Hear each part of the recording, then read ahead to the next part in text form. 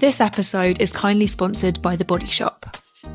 The Body Shop are proudly a B Corp, making them one of 3,000 businesses worldwide to have the highest social and environmental standards for people and the planet.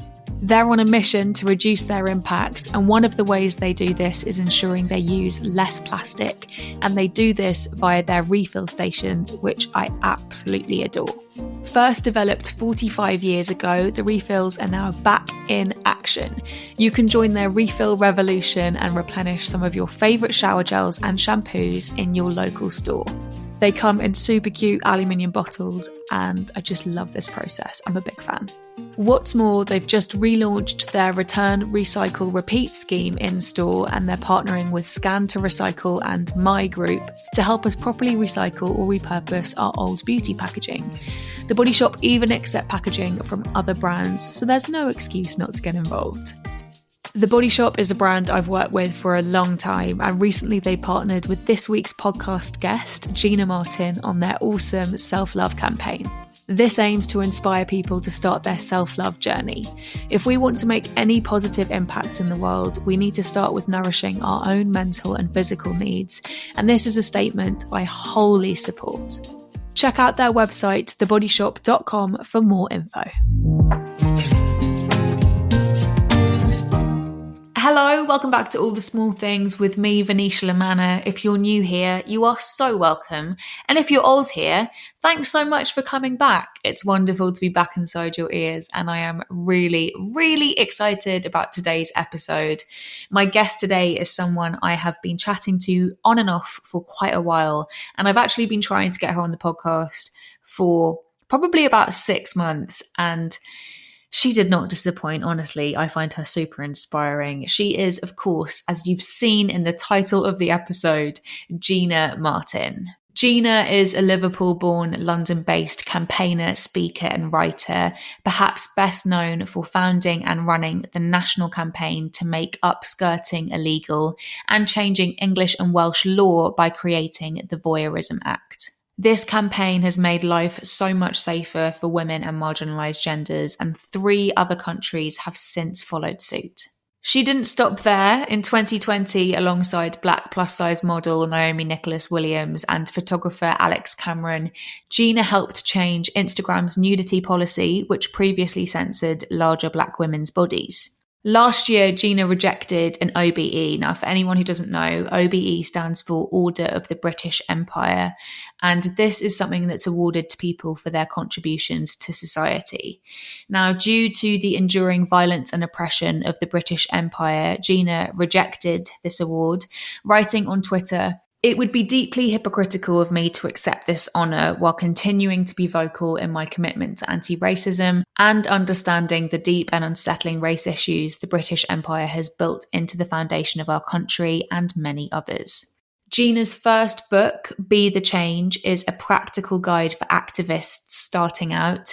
If you're someone who wants to make a difference and really cares a lot about a specific issue that you don't think is being handled by the government or by the system well, this is a book for you. It can really, really help you figure out just how to get started, and I really, really enjoyed reading it. It is, of course, linked in the episode notes. Gina is also an ambassador for UN Women UK and advocates for regular people creating change in their communities with a specific focus on young people, as you'll hear more about in this episode. We also talk about Gina's campaigning, touching on the less glamorous side that doesn't make it into mainstream media, the lessons she's learned and the depths of what she's been through. I absolutely loved this conversation so much. I genuinely could have talked to Gina for another 3 hours. She is so interesting and so intelligent, and I really hope you love it. So here is Gina Martin on All the Small Things. Let us start the podcast as we always do. I'd love to hear a little bit about whether or not you have any kind of semblance of a morning routine, or if you have any rituals or habits you like to practice to kind of set yourself up for the day, or perhaps if things are fairly chaotic and change every day. They've always been chaotic and changed every day for me. Even when I had an office, when I was working in advertising before I started campaigning, and even when I was doing that, I didn't have a routine, and I had to go and leave the house and get to work at the same time every morning. I know a lot of people who find comfort in the kind of routine of their day, and it gives them a sense of control over their day and of themselves. I think that would be really good for me, but I've never been able to get that down. But about 4 months ago, we got a puppy called P, and it was like someone just dropped a firework into our lives. Like, she just changed everything, and she was so difficult to raise, and she is such a drivey, headstrong, stubborn, little gorgeous asshole. She's really forced me to have a bit of a routine. So now I've been getting up at 7:30 ever since I had her, because she won't sleep in, and taking her for a walk. And that's been probably really good for my head. So that's kind of where I'm at now. I despise it, I'll be honest. I can't stand getting up early, but I think it's good for me that I've got a bit more of a routine now with her. Little P is so cute. She's so cute. And what about, are you a caffeine person? Are you like, yes, you're a caffeine person. That's the one thing every morning that I do. We have a Smeg coffee machine, which when I bought it was like, oh, I've literally made it. Jordy was like, you changed the law last year. And I was like, yes, but it wasn't until this moment where I had a Smeg coffee machine where I felt like I'm the woman, you know, like I used to watch One Tree Hill and be like, I'll be like that. I'll wake up every morning and make myself a coffee at the breakfast island. Don't have an island. But I have a coffee machine, and every morning I make myself a coffee, and I'm like, I'm just the woman I'm meant to be. And then it all goes to shit about 20 minutes later. But during that moment, it's really ritualistic and nice to make it for myself and just stand there with the dog and have a coffee. I love to give my listeners a really good grounding of my guests. And I was wondering if we could wind back the clocks and hear a little bit about your life growing up in Liverpool, a bit about your family, and kind of some of your childhood memories. Yeah. So, interesting fact. I didn't actually grow up in Liverpool, but everyone's a Scouser in my family. And I was born in Liverpool. And then we moved outside of Liverpool. The reason I always reference Liverpool as my childhood and my home, I guess, is partly because the affinity I have with it, because we were always there for my family and stuff. And where I actually grew up was this tiny village where I didn't really know anyone. I just basically went to school in this village, and we spent a lot of our time in Liverpool. It's also a safety thing, because I've had a lot of issues with my work and safety, and I had like a stalking case for 2 years against a guy from my school. So because I'm on so many platforms, I never really want to say the town in which I grew up. My mum and dad, they've been together since they were young teenagers, and they're just really cool people, and they love each other so much still. They're like really good friends, and they just have a lot of fun together. And so I grew up in a family where I felt very loved and very supported. Dad's not really he doesn't have a lot of the typical masculine traits about him. He's a very sensitive, you know, excellent writer, brilliant with words, wonderful man. And my mum's super, super creative, has had so many lifetimes and so many different jobs, and her brain is just like mine. So I grew up in this family that was very like, talk about your feelings all the time, do anything you want. You want to audition for the Harry Potter films? I'll drive down to London. I could talk to my dad about like being on my period and like buying tampons, and like when I bought my first bra, I was like, look at my first bra, and Dad was like, sure, that's great, but close the curtains. Like, you know, it wasn't super gendered either. And I wasn't very academic in school. My sister was brilliantly academic. I was kind of average in school academically, but I was very creative, and I was kind of happy to be average because I loved the creative stuff. And I just remember growing up and feeling like just wanting to spend time with my family a lot more than wanting to spend time with friends, and just had a very happy childhood. And I think that defined a lot of the way I am now, you know, like I'm good at excavating my feelings, and like I just am very open, and I'm good at fighting for things, and I care about people. And I think a lot of that came from my parents and our very northern, cuddly upbringing. It's really refreshing to hear someone talk in such a loving way about their family, and they just sound awesome, your family. So yeah, thanks for sharing that with me. You actually started your career in advertising, right? Tell me about those kind of first early years and the kind of skills that you learned, and whether or not you actually enjoyed that industry. I'm really interested to learn more. I did start it in advertising, and I studied fine art through school. Like, I was always a painter and a drawer, and I spent most of my time in college in the art department, even though I was doing other courses. And then I went to an art school for a year and did like glass blowing and textiles, and I just wanted to be an artist, but I didn't think that I'd be able to do it and make money, which is weird considering that Dad's a drummer, and he was like, do it. And I was like, no, Roy, you don't understand. You can't make a living that way. He's like, I'm literally a musician. But I didn't think it was possible. So I used to be really interested in TV ads, and I used to watch TV ads and be like, oh, it would have been better if they'd left that last line out, or I don't think that script was good. And I always used to just comment on them when I was really young. And I remember doing it with Dad, and Dad being like, you should go into it because you clearly enjoy it, and pulling apart why something works and doesn't. So then I went to uni and did creative advertising, and I studied that, and that was in Leeds, which is amazing. And then when I left uni, I kind of had to move to London because that was where all the jobs were, but I just didn't have the money for me to live in London. It was impossible. So I sofa surfed for the first like 6 months, and then me and my creative partner, because in advertising, as a creative, you're a copywriter and there's an art director, and you're like a team. There's two of you traditionally, not anymore, but that when I was doing advertising, that's what it was like. So you would get hired as a couple and fired as a couple. Wow, no pressure. Yeah, I know. And you have to really love each other because you live together, or we did, and work together, and wow, it's intense. My creative partner was Jen, and she was the words and I was the pictures. So I was the art director and she was the copywriter. And we just had this real idealistic, like, we're going to make it and get a job in advertising, and we've got great ideas and we're just going to go for it. When I look back, I'm like, wow, because we sofa surfed, and then this old man we didn't know was like, do you want to come and live in my pub in the storeroom? Right? Yes. So if you can't see Venetia's face, but she's been like, are you going to be killed? That's the face she's using.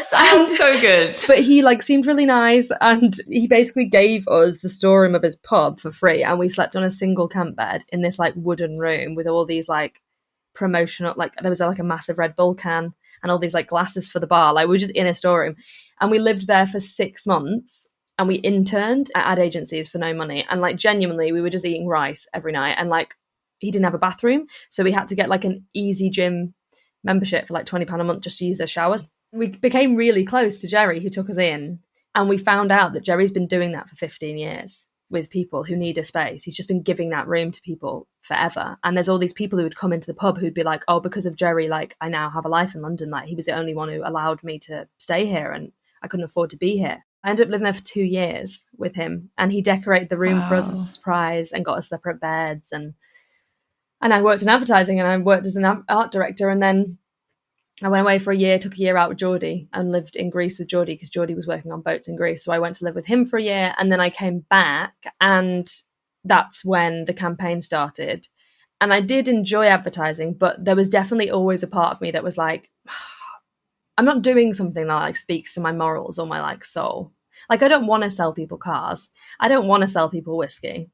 But like the skills I've learned in how to make people care about a product, like semantics, color theory, language, copywriting, how you can grab attention, how do you cut through, like all those things I learned, I just took all of those and did it with a cause. And so I became really good at getting people to care about things because I could get them to care about whiskey, and who cares about whiskey, you know, like out every brand, I'd be like, this is why this brand is going to change your life. So it did teach me to be a great campaigner, and I'm so thankful for it. But I just didn't love it. And so I just wanted to leave, and I worked full time as a copywriter the whole time I did the campaign. And then when I had the opportunity to leave and write this book, it was like, okay, this is the time because this isn't my calling. Wow. So you were continuing to work full time during your upskirting campaign? Yeah. So I worked full time 9 till 6 the whole time I was doing the campaign.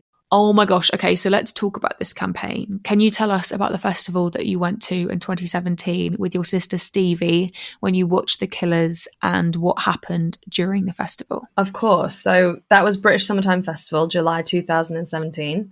And I was 25. And I'd just come back from Greece, and I'd just got this new job working as a copywriter about 2 months before. And in Greece, where I worked, it was a very sexist environment because I was working on yachts. I used to like, you know, park a yacht, and there'd be a group of men like clapping, being like, couldn't believe a woman could like park a yacht. And I wasn't allowed to do the job I wanted to do in Greece because I was a woman. I had to be a hostess. I wasn't allowed to go and like learn to be a skipper. And I guess I got frustrated over that year, and I came back and I went to this festival, and I hadn't seen Stevie in a year, and I just really wanted to be with her because I missed her so much. And these guys were hitting on me and Stevie while we were waiting for the Killers to come on stage. It was very obvious I wanted them to stop. I kind of said a few times, like, honestly, mate, like, can you just stop? I'm just trying to spend time with my sister. And it went on and on. And then this one guy started to get annoyed. He shouted something at me, and I cut back at him. And a couple of minutes later, I felt someone brush up against me, but I didn't think anything of it because I was in a crowd of 60,000 people. They all started laughing, and I could feel them laughing at me. And then there was one big blonde guy in front of me, and I looked around to see what he was doing, and he was on his phone, and he'd been sent this picture on WhatsApp, which was like a really well taken photo of someone's crotch. And I remember looking at it and being like, oh, that's me, because I knew what I was wearing. But I just remember the image, like it's burnt into my mind. It was such a stupid patriarchal pressuring things, like I hadn't shaved and I was wearing a thong and my like underwear was slightly twisted, and like all of these things that I was like ashamed of that were in the photo, even though they were just my body and I shouldn't be, and no one should have been able to see it anyway, right? And because I was so humiliated and ashamed by the photo, like I grabbed the phone, and then he turned around and we got into like a bit of a scuffle. Like I slapped him and he was like shaking my shoulder trying to get me to drop the phone. So I ran with the phone and he chased me. And then I got a security guard, and then the police came and they looked at the phone and they were like, we've looked at it. It's not a nice picture. It shows more than you'd want it to show, but it's not a graphic image. Like, you won't hear much from us. I'm really sorry. Do you want to make a statement? And I said, because I was literally crying so hard I couldn't articulate myself. So I said, not right now. And then they said, okay, well, we've made him delete the picture, which at the time I was like, okay, great. But obviously that was my evidence. And just to interject, we ask so much of women and marginalised genders or people who have been in situations where they've been violated or they've been assaulted or they've been harassed. Did you get evidence? Have you got witnesses? Did you report it immediately after? Did you alert everyone around you to what was happening? Did you get the phone? Like, we're constantly asking so much of these people who are in a situation where they're freezing or they're flying because they're just so terrified. And I did everything you could possibly do. I literally had like 15 witnesses. I handed the guy in. I had the photo. I went straight to the security. Then I went straight to the police. And still it wasn't enough. And so when they said that, I just was like, okay, I guess you're right. Because I'm so used to being let down. Like I mentioned before, I've had a stalking case for 2 years and that ended in nothing. And so there's this feeling of like, right, sure, obviously. And they just said, go back into the festival. They didn't even kick the guys out. And then I spent the rest of the night at the festival performing I'm fine. And then I went home and just had this moment of like, hang on, like, how can that be right? I just got super angry and started researching it and found out it wasn't a sexual offence, but it had been in Scotland for 10 years. And then I just kicked off effectively a huge social media campaign because I was fueled by anger. To have gone through something like that and to have then had to tell the police about it adds like a whole other level of shame, fear, anxiety. And then to be told by them that there's nothing you could have done and you could do, it absolutely breaks my heart. I guess I'm shocked but never surprised. You started this campaign predominantly on social media, right? And I think if people are familiar with it, they will have seen you get incredible media coverage. You know, you were in all the newspapers, on all the kind of big time day TV shows here in the UK. But I'm also really interested to hear kind of less about the glamorous side and more about what it was like working on it behind the scenes, because you said you were also working on this alongside your full-time job. So tell me about what the next steps were and what that was like for you. I started this social media campaign, which is effectively me asking the question, why is upskirting not a sexual offence? I no longer am in a space where I believe that criminalising these things is what stops them. And my politics has gone to a place where I want to work in a space where I create discussions and community to stop it getting to the point where men do these things, right? But at this point, all I could see was I'm exhausted by these things happening. One of the first stages was collecting stories from people, right? Seeing how much this is happening. And there was like 12-year-old girls who were saying like, oh, I'm in a school in South Croydon where the teacher was doing this for 5 years to the kids, and they found thousands of photos on a USB of the kids, but he didn't get prosecuted because the law wasn't fit for purpose to prosecute every instance of upskirting. The law included voyeurism, which says that if you're in a place of reasonable expectation of privacy, like a changing room or your house, and someone operates equipment through your window or under a stall, that's voyeurism. But these kids were in a public place, in a school. And that was my problem, was that I was in a public field. And so the law was confused as to whether it could work, because it was like, well, you've taken your body into a public space, so you don't have a reasonable expectation of privacy there.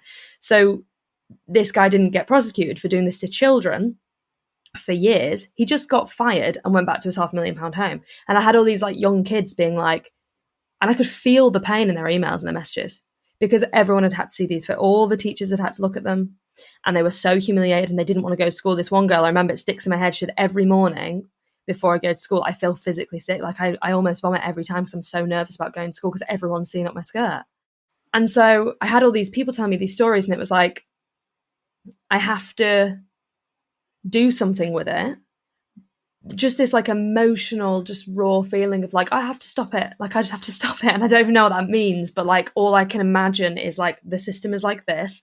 And so I have to go to the system and tell the system it's wrong and create something in the system, which at least brings accountability to these perpetrators. And my thinking is a lot less simplistic now about justice, but at the time it wasn't. I was 25. And so I started the social media campaign. I started a petition. I started doing paid Facebook ads. I worked with Eliza Hatch, who does Cheer Up Love, to photograph people who had been through upskirting and tell their stories in a way that allowed them to re-own the space. We would go back to where it happened. We would photograph them and then we would write their stories up. And I did a lot of media work like that. But I think behind the scenes, there was just this real just sense of like anger and like, I have to be in movement for the first time after something like this has happened, because every other time I've brushed it off and just stayed frozen. I've just stayed quiet. I've laid in bed and rehearsed what I wish I'd said to the guy who pulled my shirt up at a club and felt my boobs. Like, what should I have said to him? And I've never ever done the thing I wished I'd done.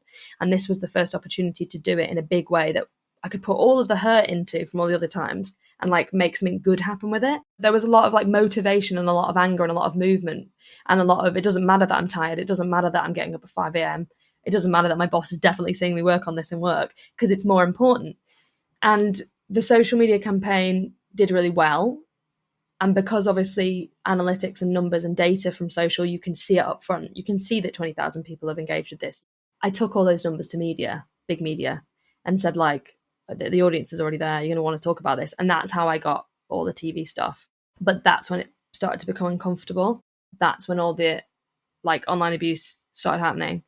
And I started getting rape threats. And that's when I started to be like, oh, I don't know if I can do this. And I paused for a while at that point, I think. Wow. So how long did you pause for? And also, like, what was it that, I'm assuming the thing that brought you back to the campaign was like feeling like you had to, because you were hearing all these stories from all these survivors and victims, and like you almost had to do it for them and do it for past you, right? I don't want to put words in your mouth. No, that's literally it. I think if it was about my case, I would have stopped about a month in. It became so much bigger than me.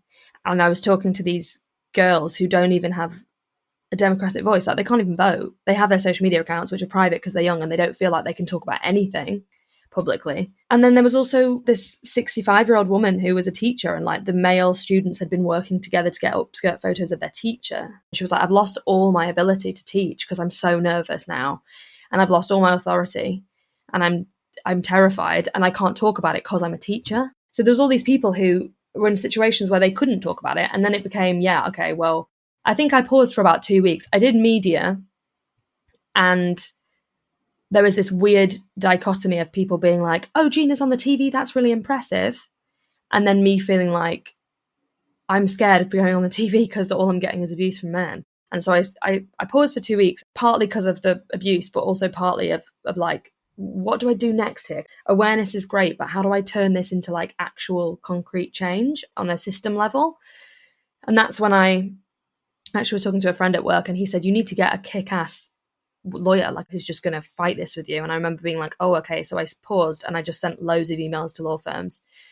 I couldn't afford a lawyer, so I contacted all the law firms that did pro bono representation, and I packaged up all the media, because the way to sell it in, I thought, was like, you're going to want to be the law firm that solves or works on this issue because everyone knows about it. And I think we need to change the law. And saying that was like, I don't know what that means. And I talked to a friend who was a law student, and she basically wrote me out like the basics of the law currently and what the law in Scotland was, and showed me in language I could understand, right? Because like even now, I do read bills now because I have more experience, but I have to really try and understand it because it's not accessible language. It's written by people in institutions that are highly academic, and it's so hard to understand. And so she wrote me this one-pager out and showed me that there was a gap in the law, and I kind of used that to go to law firms and say, like, look, there is a gap in the law. Look at all this media coverage. People are angry about this. How can we solve it? And I eventually found Ryan Whelan, who worked for Gibson Dunn, and he basically took a huge risk and convinced Gibson Dunn to take me on. And then we started a political and legal campaign that would take the new legislation to Parliament and try and fight for 18 months to get MPs from every party to back it and eventually table a bill that would change the law. A couple of questions for you. Do you know why it was illegal in Scotland, but it wasn't illegal in England and Wales? Is there a reason for that? Did you ever find out why? There's a political trend in Scotland where Scotland tends to take on these more progressive, welfare-based policies earlier. I'm not sure exactly why, but I also know that upskirting is a massive problem in Scotland with men and kilts. Right. Oh, wow. So there was a cultural conversation happening in Scotland about, oh, what's under your kilt and all this stuff. And we know that cultural conversations lead to structural conversations, which then can lead to change. So I think that there was a bit of a faster timeline because of that in Scotland. And we also know that when men complain about something, things change a lot faster than when women complain about it. I was going to say.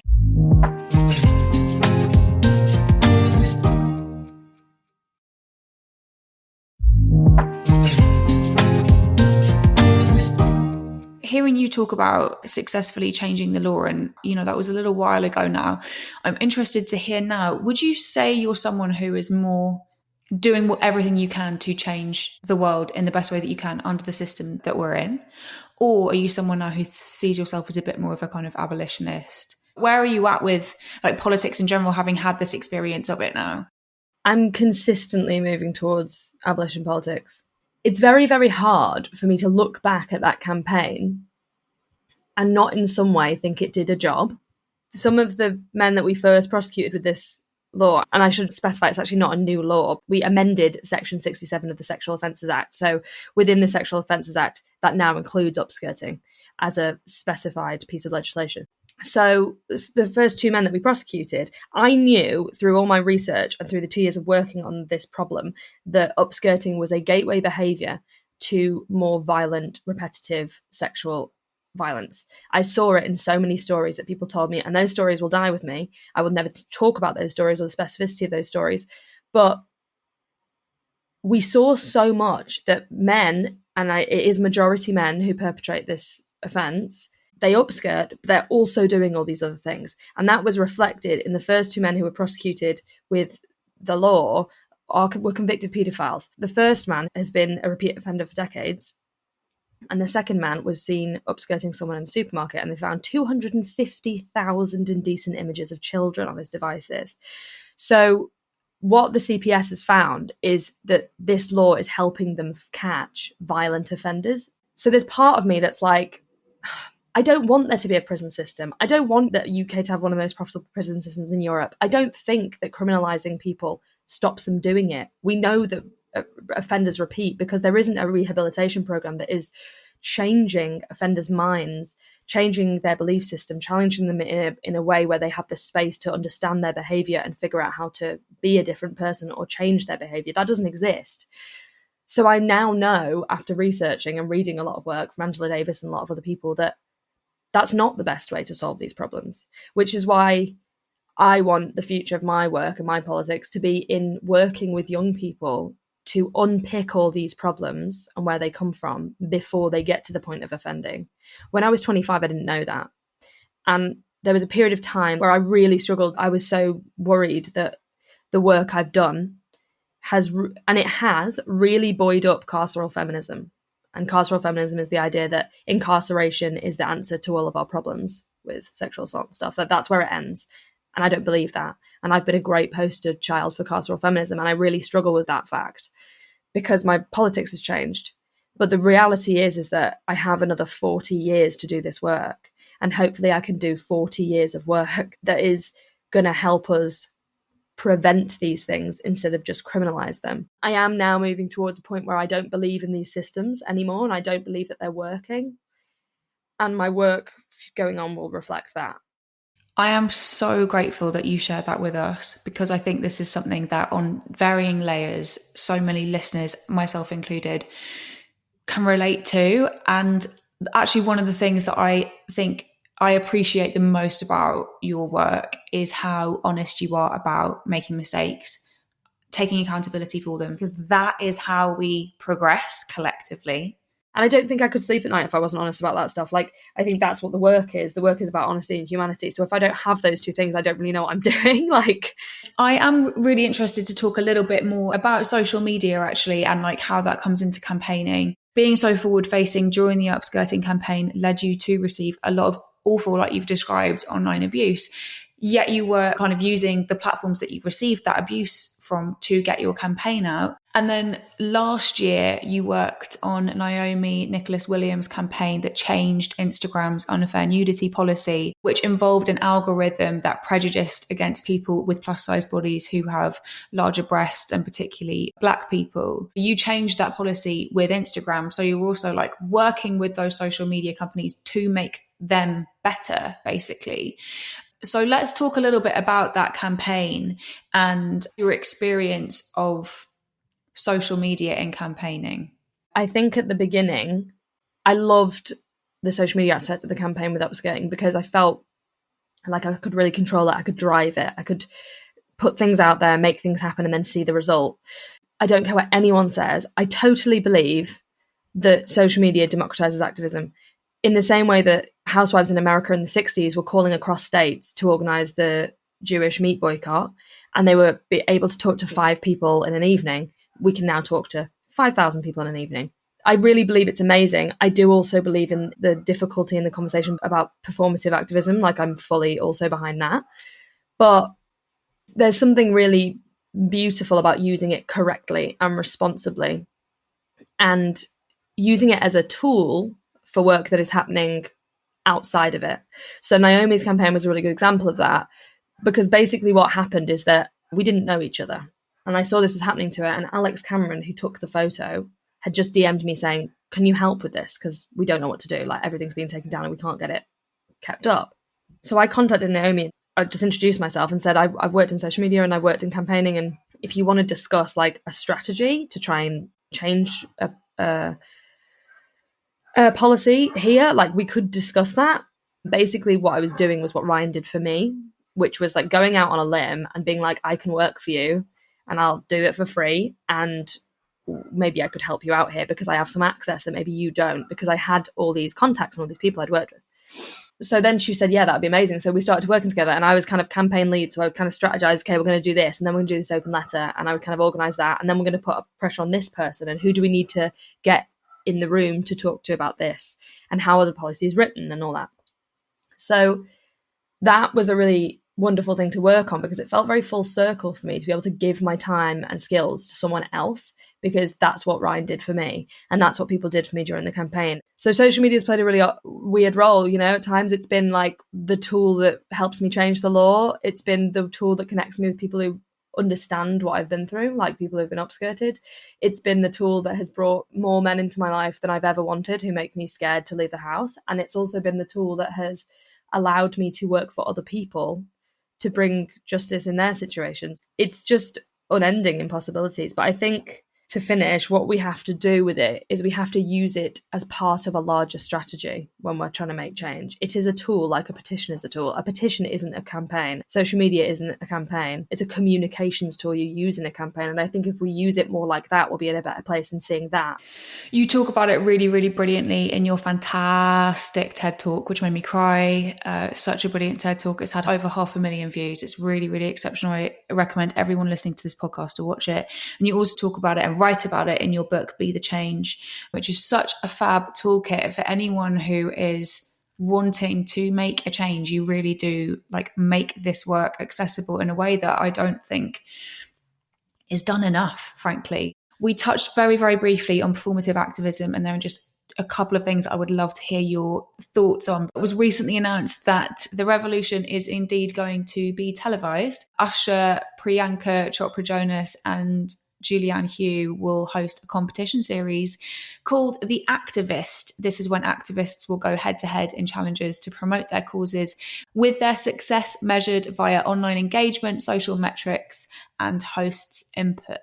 As someone who is really deeply involved with organising and has a good understanding of the media, what are your thoughts, Gina? I could not hate it more. You look at TV entertainment formats, and they are based around concepts that are light touch lifestyle content. So like MasterChef, it's about cooking. You know, singing competitions, they're about singing. Activism, for many activists globally, activism is one of the most dangerous jobs you can do. There are people globally right now in Afghanistan, there are women who can't call themselves an activist because they will lose their lives for being one. And the communities that we work in as activists are dealing with real life, terrifying situations, whether that's they don't have enough food to eat, or they're caught in a war zone, or they're dealing with sexual assault, or they're exploited in their industry like garment workers are. These issues are some of the most serious and important issues we have in our society. And to create a show that pits people off against each other to raise money for people, firstly, completely takes away the collective element, because it's like, you're the activist and that's the community over there, go and help them. It's very saviour complex. But secondly, the entire essence of activism is against the status quo, is community, is not for profit. It's about people working together to create change in their communities. And so all this does is it glamorizes activism to a point where it takes all of the human aspect out of it and makes it about people winning at activism. And the whole point of being an activist is not to win, it's to help people. And the reason I believe that they have those three talent as their hosts is because they couldn't get activists, because there is not one self-respecting, hardworking activist or campaigner or organizer that would agree to go on a show like this. It's also going to really damage the perception of what activism is, because we have so little visibility for the people who are doing real activism and changing people's lives and communities already. Activism is so whitewashed already, which is another part of it. Activism is turning into this sort of aspirational quote unquote job, of which it isn't. And this TV show is going to go a really far way in cementing that concept. There's one little thing. Thank you also for sharing that insight. That's really, really interesting. I also just wanted to hear if you had any thoughts about AOC's, who's someone I know you really respect and admire and look up to. If you had any thoughts on the dress that she wore to the Met Gala in New York. Yes, I think that's a pretty interesting one, isn't it? I genuinely believe AOC is someone who is trying to make a difference in the confines of very hostile political territory in American politics. Look, I would love that capitalism didn't exist and we could all just be like, I don't go to nice things and I don't engage in lovely things. But the reality is we live under the system we're living in. The Met Gala was in New York and she got invited. She didn't pay for a ticket. She loaned a dress from a black designer who is sustainable, is ethical, and platform that designer, and she used it to give a bit of a political slogan. Do we think that her dress is going to change everything? Obviously not, but it's just a bit of support for a bill that she is actively pushing through. I just think the woman's probably working incredibly hard and wanted a night out and thought she'd go to rich people's place, eat their food and tell them to be taxed. And I thought, well, good on you. I knew you'd have some fantastic thoughts. Gina, I feel like you're going to be up for a quick fire. I love a quick fire. I knew it. Okay, quick fire with Gina. Wake up early or have a lie-in? Have a lie-in. Lattes or flat whites? Flat whites. Pancakes or waffles? Waffles. Jam or Marmite? Jam. Acrylics or oil paints? Acrylics. I don't know how to use oils. Walks or snuggles with P? Walks, because I can't snuggle her because all she does is bite still. Twitter or Instagram? Just Instagram because I get less hate. Writing or speaking? Writing. Fiction or non-fiction? Non-fiction. Podcasts or Netflix? Podcasts. Sunrise or sunset? Sunset, 'cause I'm in bed. And finally, routine or spontaneity? Spontaneity. Final questions. What is your one non-negotiable daily self-care habit? Cuddling Geordie. Oh, very cute. What have you read, listened to, or watched recently that you'd love to recommend? Watched All In for Democracy with Stacey Abrams. Read Emma Dabiri, What White People Should Do Next. And finally, what is one thing you hope your future self will have achieved? Able to make enough money to have, a life that is like a nice little flat and go out for dinner a couple of weeks, because my family have always been, working class and struggling. So have enough money to have a small, modest, but comfortable life, and have done that by sticking to my morals. I love that. Gina, I feel like I could have honestly talked to you for another 2 hours. Thank you so much for being so generous with your thoughts. I'm really, really grateful for you. Thank you for being here. Thank you for giving me the space to speak honestly on it. It's been lovely.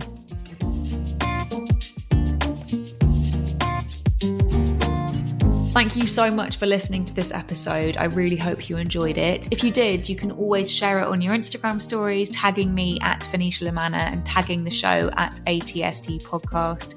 Alternatively, you can just share the link directly with a friend, either on WhatsApp or on a text, or you can tell them about it over FaceTime or in person. If you just want to chat about it, that would be amazing. It really helps me get the word of the podcast out there. And if you have a spare few seconds, please do leave it a 5-star review on iTunes. That honestly makes the biggest difference. I will see you back here next week, where I'm going to be interviewing the super inspiring Tessa Khan, who is an environmental lawyer. Until then, I hope you have a lovely day, and I'm sending you loads of love. Bye-bye.